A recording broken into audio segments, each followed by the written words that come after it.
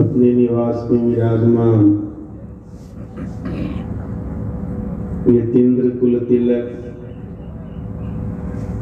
संत मत के वर्तमान आचार्य महर्षि हरिनंदन परमहंस जी महाराज के युगल श्री चरणों में कोटिशः प्रणाम। इस पावन स्थल पर मंचासी मुदमंगलमय साधु समाज की श्री चरणों में प्रणाम। परम आदरणीय सत्संग प्रेमी महानुभावों तथादरणीय माताओं एवं भक्तिमती बहनों,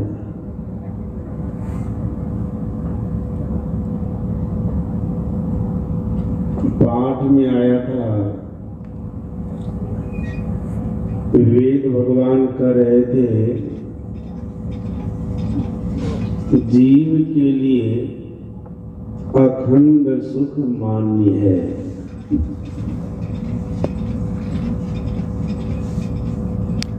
महापुरुषों ने कहा है जीव को अखंड सुख तब प्राप्त होगा जब जीव बंधन से मुक्त होगा।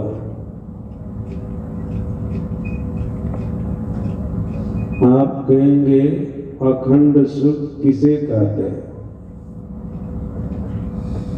पढ़े लिखे लोग स्वाभाविक रूप से इस बात को जान जाते हैं, सुनते हैं अखंड सुख किसे कहते हैं। अखंड सुख उसे कहते हैं जो सुख कभी खंडित न हो, जो एक समान बरकरार बना रहे। तो महापुरुषों ने कहा है यह सुख केवल और केवल परमात्मा में है। अभी जो हम आपको सुख मिला है यह सुख खंडित होने वाला है। यह माइक सुख है। महापुरुषों ने कहा माया का आना जाना होता है, इसलिए माया से मिलने वाला जो माइक सुख है यह सुख भी आने जाने वाला है। यह अखंड सुख नहीं है। सज्जनों, अखंड सुख परमात्मा के अंदर विराजता है।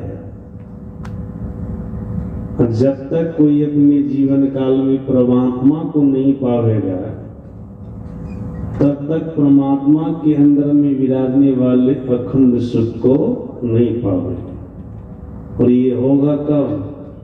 जब जीव बंधन से मुक्त होगा। हम आप सभी लोग सुन रहे थे बंधन के बारे में। वेद भगवान का कहना है, जीव 3 प्रकार के कर्म के बंधन से बंधा है। जैसा कि पाठ में आया था, वेद भगवान कह रहे थे, उदुत्तमं वरुण पासमश मदवाधमं वी मध्यमं श्रद्धाय अथा वयमादित्य व्रते तवा नागशो अदितई श्यामा। इसका भावार्थ, वेद भगवान कहते जीव 3 प्रकार के कर्म के बंधन से बंधा है। सात्विक कर्म, राजस कर्म और तामस कर्म। वेद भगवान ने कहा, जो जीव सात्विक कर्म के बंधन से बंधता है, ऐसे जीव को परमात्मा सुख के स्थान में ले जाकर वहां के सुखों को भोगाकर उनसे उनको शिथिल कर देता है। सात्विक कर्म करने वाले जीव भी जन्म मरण के चक्र से नहीं छूटता है। आप कहेंगे सात्विक कर्म है क्या? महापुरुषों ने कहा, जो दूसरे की भलाई के लिए कर्म किया जाता है, निष्काम भाव से कर्म किया जाता है, फल की आशा को छोड़ करके कर्म किया जाता है, इस कर्म का नाम है सात्विक कर्म। जो ऐसे कर्म को करने वाले जीवात्मा है, वे सात्विक कर्म के बंधन से बनता है। और ऐसे जीवात्मा को परमात्मा सुख के स्थान में ले जाता है। स्वर्ग, ब्रह्मलोक, वैकुंठ लोक, ये सब सुख के स्थान है। वहां ले जाते हैं, वहां के सुखों को भोगाते हैं, उनसे उनको शिथिल कर देते हैं। मतलब सात्विक कर्म के पुण्य को नष्ट कर देते हैं, सुख को भोगवाते भोगवाते। या अमृत भवन में आते हैं, जहाँ पर हम आप हैं, यहाँ पर भी सुख के स्थान में ले जाते हैं। बड़े बड़े धनाढ्य घरों में जन्म हो जाता है जीव का, फिर वहाँ के सुख को भोगते हैं। लेकिन जब तक सात्विक कर्म का फल है तब तक भोगते हैं। जब वो खत्म होता है तो फिर नॉर्मल हो जाता है, जनरल हो जाता है। फिर वेद भगवान कहते हैं, जो राजस कर्म को करने वाला जीव होता है, ऐसे जीवात्मा को परमात्मा क्या करते हैं? विविध प्रकार की योनियों में भेजकर वहां के सुख दुख को भोगाकर उनसे उनको शिथिल करते हैं। राजस कर्म क्या होता है? राजस कर्म जो सकाम भाव से कर्म किया जाता है। और हम लोगों के सदगुरु महाराज जी ने कहने की कृपा की है, मिला जुला कर्म, राजस कर्म, कुछ पुण्य कर्म और कुछ पाप कर्म। यही कारण है कि राजस कर्म के बंधन में जो जीव बनता है, ऐसी जीवात्मा को परमात्मा विविध प्रकार की योनियों में भेजकर वहां के सुख दुख को भोगाकर उनसे उनको शिथिल करता है। जीवन में शुभ कर्म किया, अच्छा कर्म किया, स्वर्ग गया, ब्रह्मलोक गया, वैकुंठ लोक गया, धरती पर आया तो मनुष्य शरीर में आया, सुख के स्थान में गया। लेकिन जीवन में जो पाप कर्म किया था, उसके बदौलत नरक में गया, पशु पक्षी कीड़े मकोड़े के शरीर में गया। मतलब विविध प्रकार की जोनियों में राजस कर्म करने वाला जीव जाता है, ऐसा वेद भगवान कहते हैं।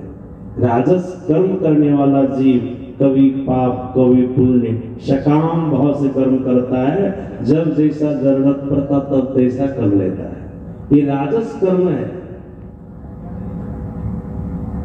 हम आप सत्संगी है, महात्मा है, ऐसा नहीं कर सकते हैं कि जीवन में केवल और केवल सत्कर्म ही कर रहे हैं। कुछ न कुछ कभी न कभी कोई न कोई भूल हो जाती है। जब मर्यादा पुरुषोत्तम भगवान श्री राम से भूल हो गई, जो धर्म की स्थापना करने के लिए आए थे उनसे भी अधर्म हो गया। बाली को छिप करके मारा। बाली ने क्या कर दिया? धर्म हेतु अब तेरो गोसाई मारे मोहि व्याधि की नहीं। आपने धर्म की स्थापना के लिए अवतार लिया और व्याधा के तरह मार दिया। एक काम तो व्याधा करता है, तो इनका परिणाम उनको भी भोगना पड़ा, भगवान को भी भोगना पड़ा। सज्जना युधिष्ठिर जबकि धर्मराज की अवतार है, अपने जीवन में सत्य ही सत्य बोले थे, जिसके प्रभाव से उनके रथ का चक्का धरती से ऊपर ऊपर चलता था। लेकिन राजनीति का ऐसा पेच आया, एक नंबर के धर्मात्मा धर्मराज की अवतार, तब भी ऐसा पेच आया राजनीति का ना, इनको भी छलयुक्त वचन बोलना पड़ा। राज्य पाने के लिए छलयुक्त वचन बोलना पड़ा। अश्वत्थमा हतो नरोवा कुंज। अपने मन से नहीं बोले थे, राजाओं महाराजाओं के कहने पर, भगवान श्री कृष्ण के कहने पर बोले थे। उन परिणाम तो भोगना ही पड़ा। ये राजस कर्म है, मिला जुला कर्म, राजस कर्म। सकाम भाव से कर्म करते हैं, ये राजस कर्म है। जो जीव इस कर्म से बनता है, वेद भगवान कहते हैं ऐसी जीवात्मा को परमात्मा विविध प्रकार की योनियों में भेजकर वहां के सुख दुख को भोगाकर उनसे उनको शिथिल कर देते हैं। मतलब उनके पाप पुण्य को नष्ट करके नॉर्मल बना देते, जनरल बना देते हैं। सज्जना तीसरा कर्म तामस कर्म होता है। तामस कर्म किसे कहते हैं? जो आलस में पड़ करके कर्म करते हैं, निद्रा में पड़ करके कर्म करते हैं और दूसरे को दुख देने के लिए कर्म करते हैं। बिल्कुल मैं समाज में बता रहा हूं आप लोगों, दूसरे को दुख देने के लिए जो कर्म करते हैं, बस यही कर्म है तामस कर्म। वेद भगवान कहते हैं जो जीव तामस कर्म के बंधन से बंधता है, ऐसे जीवात्मा को परमात्मा दुख के स्थान में ले जाकर, मतलब नरक में ले जाकर, दुख के स्थान में ले जाकर उनको वहां का दुख भोगाकर उनसे उनको शिथिल कर देता है, निर्मल कर देता है। ये तीन प्रकार के कर्म होते हैं।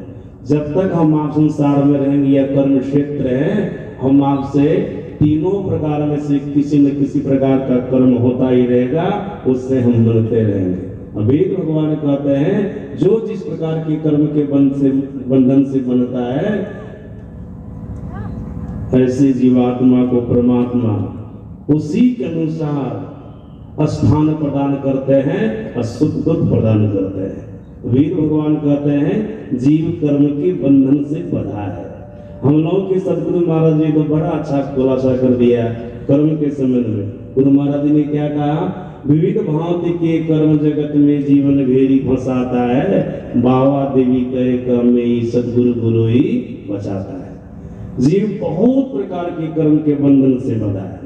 संत पलटू साहब ने भी कहा, बंधा कर्म बंधा संसार बंधावे, आपसे जमपुर बांधा जय कर्म की फांस से। इस प्रकार से महापुरुषों ने भी कहा और वेद भगवान भी कहते हैं कर्म भी जीवात्मा के लिए एक बंधन है।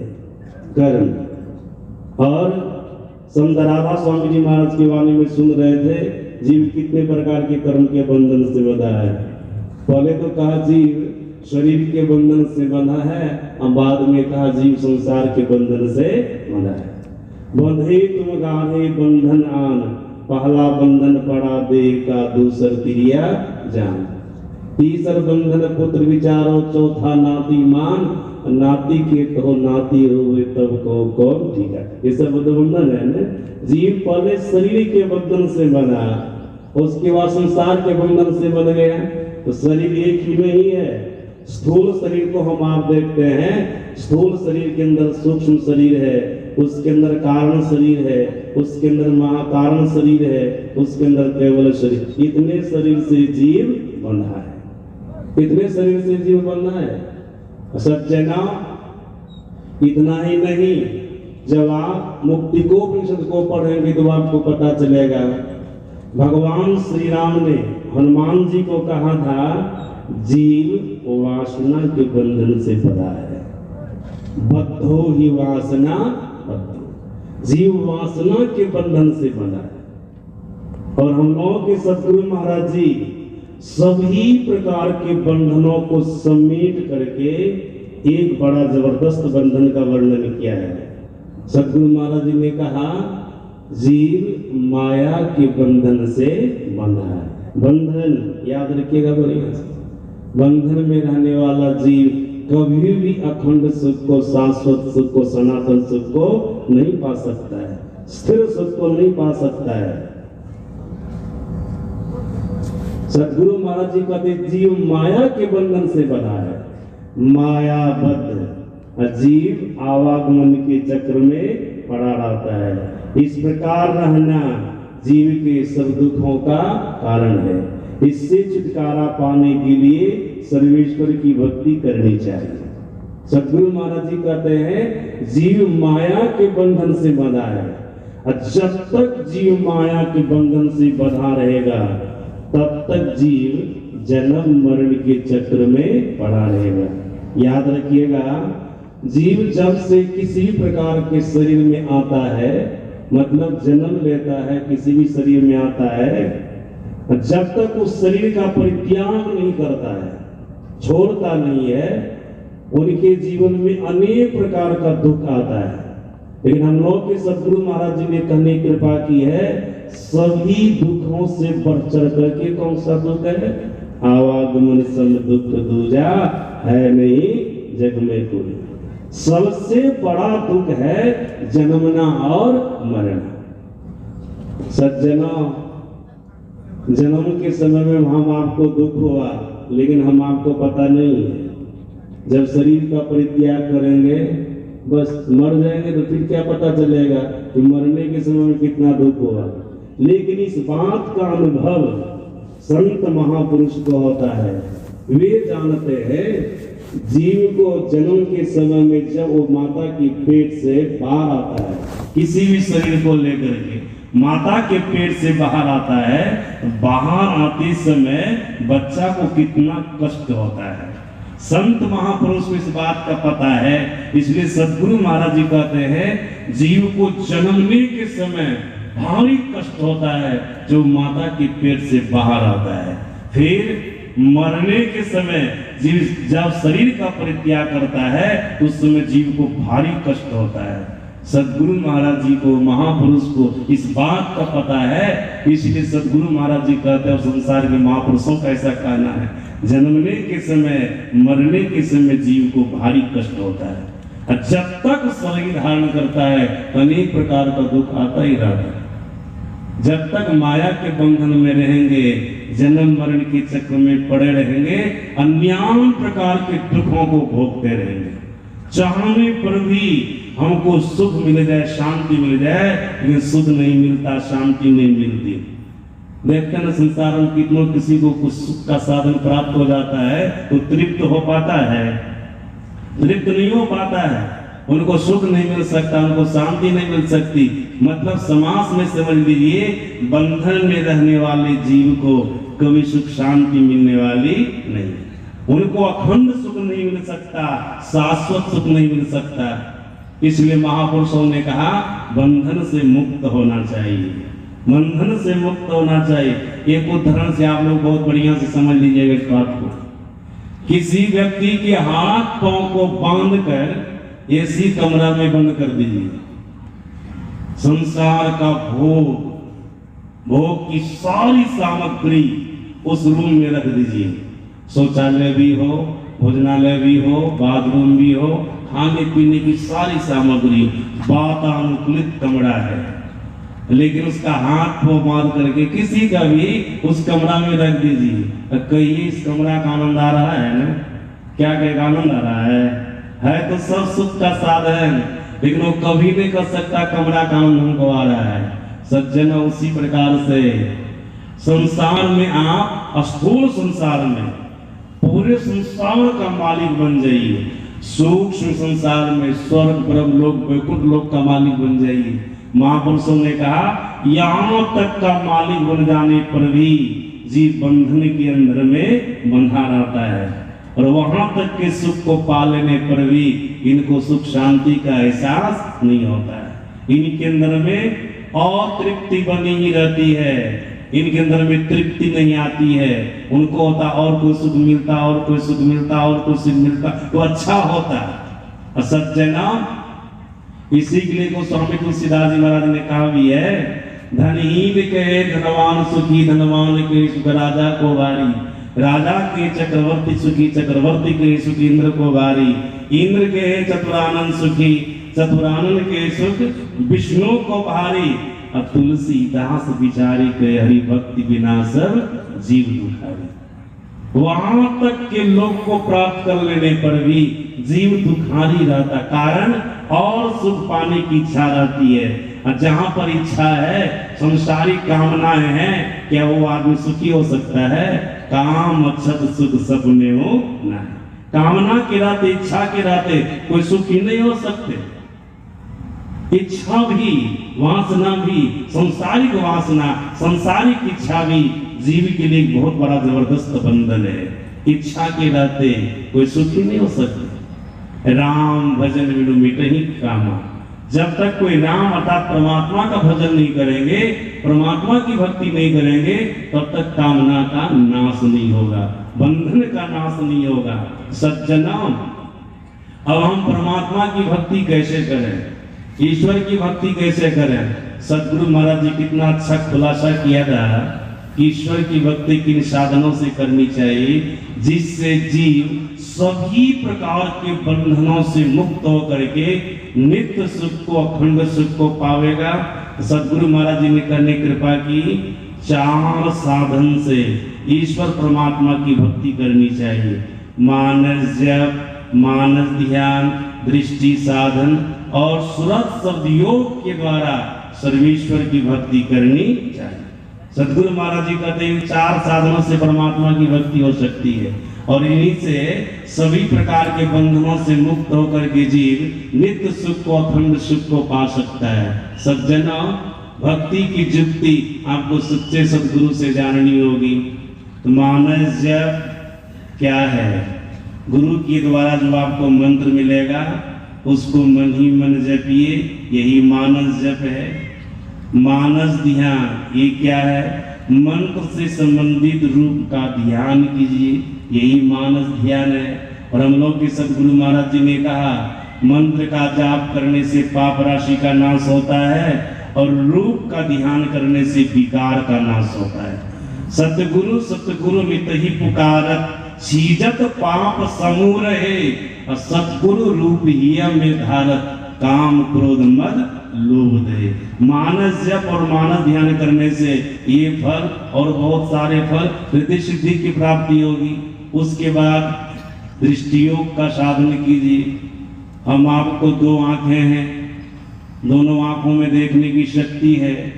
गुरु से जुक्ति जानकर अपने भीतर में दोनों शक्ति को जोड़िए, इड़ा और पिंगला को सुखमना में जोड़िए। सज्जना, जब ये दोनों दृष्टि की धारें जुड़ जाएगी, तब आपके जीवन में परिणाम क्या आएगा? अभी आंख बंद करके अंधकार मालूम पड़ रहा है, तब आपके भीतर में प्रकाश हो जाएगा, प्रकाश हो जाएगा। उस प्रकाश का प्रभाव क्या है? सदगुरु महाराज जी ने बड़ा अच्छा कहा, भाव प्रकाश मिटल अंधियारी, सुख भैल बहुते रहे, अब गुरु कृपा की कीमत नहीं, मिटल 84 फेरे। ये आपको परिणाम मिलेगा, ये लाभ आपको प्राप्त होगा। अंधकार खत्म हो जाएगा, प्रकाश हो जाएगा, और जीवन काल में आपको अपार सुख की उपलब्धि होगी। आपका 84 का चक्र भी खत्म हो जाएगा। फिर आगे गुरु महाराज जी क्या कहते हैं? संत मत की साधना इतनी नहीं है, अंतिम साधना है नादानुसंधान की क्रिया, शब्द साधना।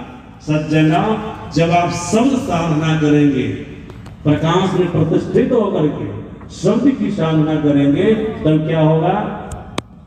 सदगुरु महाराज जी ने कहा, वही भीतर का सार शब्द जीव को अपनी पहचान करवाता है और परमात्मा की पहचान करवाता है। सार शब्द की प्राप्ति होते ही जो भीतर में प्रकाश होने पर शब्द की प्राप्ति होती है। पहले अनहत शब्द, बाद में अनाहत शब्द, उसी अनाहत शब्द का नाम है सार शब्द। जैसे सार शब्द की पकड़ होगी, आपको आत्मदृष्टि की प्राप्ति हो जाएगी, आपको अपनी पहचान हो जाएगी, परमात्मा की पहचान हो जाएगी। जब परमात्मा को आप पहचान लेंगे तब क्या होगा? जानत तुम्हें हो जाएगा। आप परमात्मा को जान करके परमात्मा हो जाएंगे। जब परमात्मा को आप जान गए, फिर आप किसी प्रकार के बंधन से बंधे रहेंगे नहीं। पूरी सदकार ने बड़ा अच्छा कहा, विद्यते हृदय ग्रंथिस सिद्ध्यन्ते सर्व संशयाः क्षीयन्ते चास कर्माणि तस्मिन् दृष्टे परामणि। जो बड़े से बड़े तत्व को अर्थात परमात्मा को जान लेता है, उसके हृदय पर से जड़ चेतन की ग्रंथि खुल जाती है। सज्जनों, वो जीव सभी प्रकार के बंधनों से मुक्त हो जाता है। उस जीव के अंदर में किसी भी प्रकार का संशय नहीं रहता है। गीता में भगवान श्री कृष्ण ने कहा, संशयात्मक बुद्धि विनश्यति। जीव के अंदर में किसी प्रकार का संशय रहेगा, उसका विनाश होगा। लेकिन परमात्मा को जानने पर कोई संशय नहीं रहता है, किसी भी प्रकार का संशय नहीं, और वह जीव कर्म के बंधन से मुक्त हो जाता है, शरीर और संसार के बंधन से मुक्त हो जाता है, वासना इच्छा के बंधन से मुक्त हो जाता है। मोट में इतना ही समझ लीजिए, किसी भी प्रकार के बंधन से वो जीव बंधा नहीं रहता है जो ईश्वर परमात्मा को पाता है। अब उस जीव को अखंड सुख की प्राप्ति हो गई, सनातन सुख की प्राप्ति हो गई, जन्म मरण के चक्र से छूट गया। बोलिए प्रेम से श्री सद्गुरु महाराज की जय। हम लोग सुन रहे थे पूज्य स्वामी परमानंद बाबा को पूर्ण भाषा में समझा रहे थे कि जीव को मुक्ति कैसे मिलती है।